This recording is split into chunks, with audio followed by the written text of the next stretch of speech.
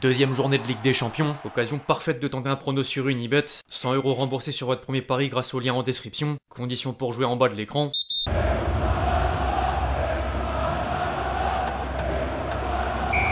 L'équipe, j'espère que vous allez bien aujourd'hui. Nouveau 5, au programme du jour, sans surprise, un bilan des 5 championnats majeurs, de la Ligue 1 aux voisins européens, dont la Liga suite au derby madrilène, une transition vers la Ligue des Champions avec mes pronos pour les matchs des clubs français, un retour sur l'édition spéciale de France Football pour le Ballon d'Or de Dembélé, et nouveaux éléments autour du cas Israël en marge de la Coupe du Monde 2026, avant de conclure en images par la compile de buts traditionnelle. Bref, on va sans plus tarder rentrer dans le vif du sujet, mais juste avant les amis, je vous demande un service, le même que d'habitude, à savoir évidemment lâcher votre plus beau like, vous connaissez le refrain, merci vraiment à tous ceux qui le font, vous êtes les boss.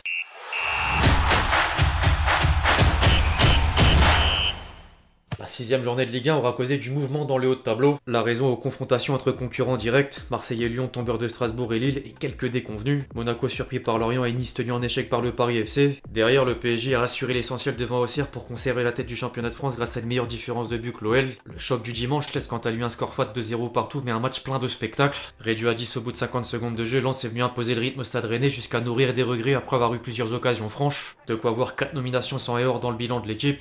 En parallèle, les 14 championnats majeurs ont livré pas mal d'enseignements. Entre la Bundesliga où le Bayern poursuit sans faute grâce en partie à Kane, auteur d'un doublé synonyme de 16e but toute compétition confondue. Dortmund est quand même allé chercher les 3 points sur la pelouse de Mayence pour rester au contact. La Serie A où l'AC Milan de Modric reprend les commandes en faisant tomber le Naples de Bruyne. Le podium est complété par la Roma à même hauteur et les poursuivants sont dans le rétroviseur, dont l'Inter ou encore la Juventus tenue en échec par l'Atalanta. La Première Ligue où Liverpool est toujours leader mais enregistre une première défaite face à Crystal Palace. Tombeur de Newcastle sur un corner dans le temps additionnel, Arsenal a profité de l'occasion pour réduire l'écart. Derrière, Chelsea enchaîne un 3e match consécutif sans victoire devant Brighton, tandis que Manchester United plonge de nouveau du côté de Brentford. Pointé du doigt devant un triste bilan avec 17 défaites, Ruben Amorim devrait néanmoins être conforté sur le banc des Red Devils. Certaines sources anglaises venaient d'évoquer un licenciement jusqu'à citer d'éventuels successeurs comme Xavi. Par contre, il fait également partie des options d'Alicia d'après l'éviction de Laurent Blanc. L'ancien entraîneur du Barça est mentionné par Fabrizio Romano aux côtés de Spalletti et Conceição. Au passage, le club saoudien essaye d'une autre part de prolonger Benzema en vain. Le Ballon d'Or 2022 voudrait revenir en Europe. Marca a même révélé que le Benfica s'est manifesté par l'intermédiaire de Mourinho. En parallèle, West Ham a nommé Nuno Espirito Santo pour succéder à Graham Potter.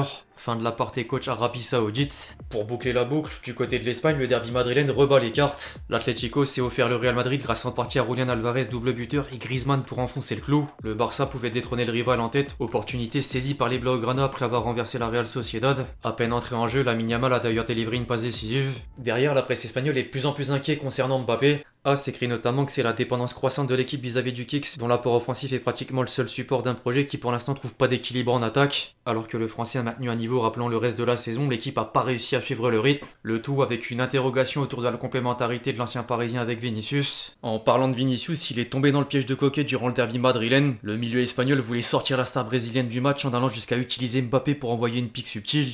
Je cite, Mbappé te mange ton pain, c'est lui le meilleur. Provocation à laquelle Vigny a répondu avoir remporté 2 Champions. Toi t'en as perdu 2, tu perds parce que t'es mauvais. De quoi créer des tensions alors même qu'il a du mal à digérer un changement de statut depuis l'arrivée de Xabi Alonso.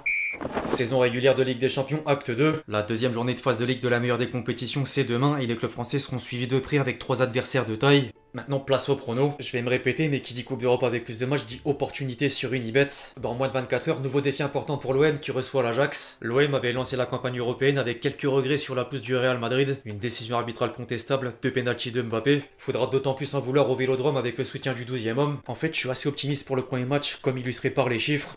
Victoire marseillaise. Le lendemain, en revanche, l'affaire sera sans doute plus difficile, d'abord pour Monaco devant Manchester City. En plus d'affronter un cadre européen, le club de la Principauté est dans une mauvaise forme. 2 défaites entre l'entrée en lice dans la compétition du côté de Bruges et la dernière sur la pelouse de Lorient en Ligue 1. Je suis logiquement plus pessimiste. Les 3 points aux Citizens. Enfin, l'un des classiques du siècle en Ligue des Champions, Barça-PSG. Un choc malheureusement impacté par les blessures. Désiré Doué, Dembélé, Marquinhos déjà forfait. Vitinha, Fabian Ruiz, Joao Neves a priori apte. Et Kvaratskhelia en course contre la montre pour répondre présent au rendez-vous.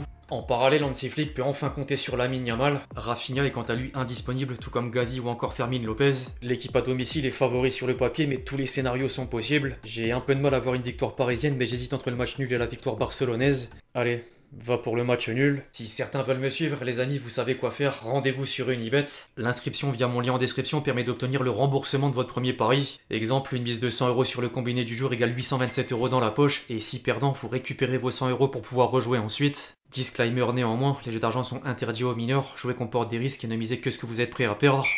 Samedi, France Football a sorti l'édition spéciale Dembélé Ballon d'Or, l'occasion de voir le détail des votes des journalistes des différents pays du top 100 au classement FIFA, une double page palmarès avec le PSG et le Barça à l'honneur pour leur nombre de distinctions, Luis Enrique trophée Cruyff du meilleur entraîneur, 97 premières places sur 100 devant Hansi Flick et Maresca, Donnarumma le trophée Yashin du meilleur gardien, 93 premières places sur 100 devant Alisson et Sommer, jusqu'à Dembélé qui fait l'unanimité pour la récompense phare. L'attaquant parisien a justement dédié un entretien magazine dans lequel certaines déclarations valent le détour. Je vais pas dire que c'était inattendu parce qu'à chaque début de saison, mon entourage me rabâche que je peux être dans la liste des ballons d'or. Après une saison comme ça, c'est exceptionnel. Le premier message de félicitations, c'est Messi. Il y a eu aussi Xavi, Luis Suarez, beaucoup d'anciens du Barça. À Barcelone, j'ai connu énormément de blessures. Plus les saisons passaient et plus je me blessais. En 2019-2020, je joue que 5 matchs. Mais j'ai pas douté. J'étais sûr que j'allais revenir sur les terrains et que tout allait bien se passer. Ça fait partie de la vie. Tout peut pas être rose. On n'est pas dans le monde des bisounours. Ça a pas été facile, j'ai beaucoup appris. À 28 ans, je connais mon corps, je me connais par cœur. Les souffrances étaient surtout physiques liées aux blessures, mais je doutais pas de mon football, pas une seule seconde. J'ai toujours aimé ça, j'ai toujours eu ce talent-là,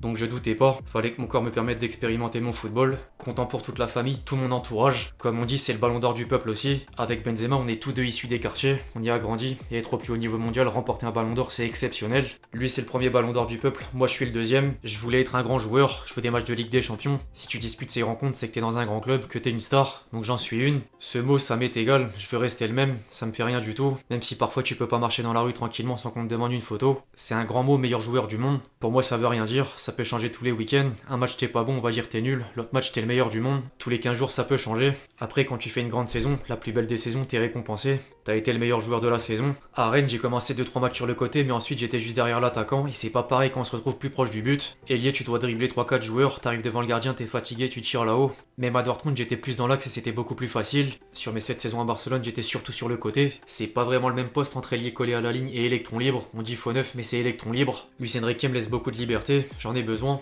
J'ai débuté comme ça à Rennes. Roland Courbis me laissait beaucoup de liberté, me disait d'aller un peu partout. J'aime beaucoup ce poste. Après, je peux jouer ailier, mais à ce poste-là, je vais plus essayer de mettre de la folie dans les défenses, des passes décisives. Même si on me demandait aussi de marquer. C'est pas la même chose. Électron libre, faux neuf, t'es beaucoup plus dans la surface, avec moins de courses à faire que sur un côté. Les ailiers, les latéraux, les milieux te cherchent beaucoup plus dans la surface. T'es le neuf, tu dois marquer des buts. Cette saison, mes coéquipiers m'ont énormément cherché. Je suis beaucoup plus à l'affût qu'avant quand ils ont le ballon. Pour moi, c'est beaucoup plus du placement, entre les lignes dans la surface. En tant que neuf, si tu parviens à bien te placer, tu vas mettre une quinzaine de buts faciles. Il y a de l'instinct, beaucoup d'instinct. J'aimerais qu'on me perçoive toujours comme un dribbleur. C'est ce que j'aime. Dribbler, faire lever les foules, tout ça. C'est ce que j'aime le plus. On m'a toujours dit que j'étais un joueur frisson, donc je veux continuer de le dire et je veux continuer de l'être. Le joueur que j'ai été cette saison, c'est celui que j'ai rêvé d'être, parce que je peux tout faire, je le sens, je suis beaucoup plus complet. Je peux jouer dans l'axe, à gauche, à droite, changer de style, passer, marquer, dribbler. C'est une mutation. Les remarques ou moqueries, désolé pour mon vocabulaire, mais je m'en branlais complètement. Je jouais mon jeu. Si t'aimes bien, si t'aimes pas, c'est comme ça. Vous prenez ou vous prenez pas. Même si je voulais marquer des buts, je faisais pas exprès de tirer là-haut. Il y aura toujours des sceptiques à mon sujet. Même si tu fais 2, 3, 4, 5 bonnes saisons, t'en fais une mauvaise, on oublie tout. Tu peux pas faire l'unanimité, c'est impossible.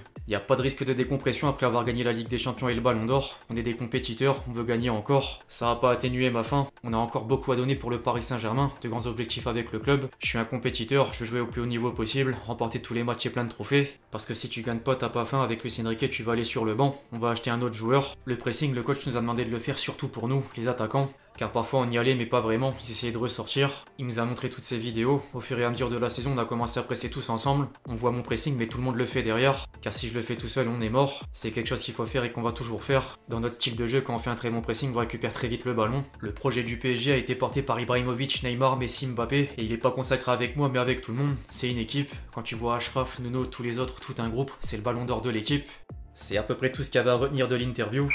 Cette semaine, l'UEFA va prendre une décision à propos d'Israël. La majorité du comité exécutif et les fédérations semblent favorables à exclure les équipes israéliennes des compétitions. Par contre, il y aura un obstacle majeur pour la Coupe du Monde 2026. L'administration du président américain Donald Trump assure qu'elle fera tout pour empêcher l'exclusion d'Israël de la compétition organisée en Amérique du Nord. Entre-temps, d'autres entités ont ajouté de la pression supplémentaire. Un groupe de 48 athlètes, dont Pogba, a signé une pétition ayant pour requête d'enlever Israël des compétitions internationales. En tant qu'athlète professionnel, nous pensons que le sport doit respecter les principes de justice, d'équité et d'humanité. Nous, les signataires d'Athletes for Peace, appelons l'UEFA à suspendre immédiatement Israël de toutes les compétitions jusqu'à ce qu'il se conforme au droit international et mette fin à son meurtre de civils et à la famine généralisée.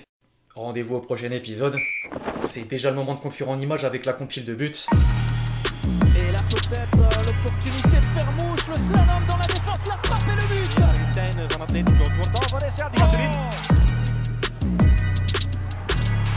It's the time and space. the skill. Is this number 4? Pour Galatasaray. Oula, il est parti dans une idée un petit peu particulière, mais il va aller jusqu'au bout. Continue devant Semenyo. Semenyo! Messi. Messi for two. Messi! Bernani in behind and they'll succeed from back to front. It's brilliant. Well kept in play. Messi. On he goes. Messi! Patel. And again. Oh! Diabate. William vai para mais uma tentativa. E para o gol. Sendejas le va a pegar. Sendejas. Qui combien le centre. Enfin bref, l'équipe c'est tout pour le fact du jour, j'espère vraiment qu'il vous a plu, je compte sur vous si c'est le cas pour lâcher votre plus beau like, comme d'habitude. N'hésitez pas à réagir dans les commentaires sur tous les sujets qu'on a pu traiter aujourd'hui, puis d'ici là on se retrouve très vite sur la chaîne pour de nouvelles vidéos, c'est Lextier. Ciao ciao.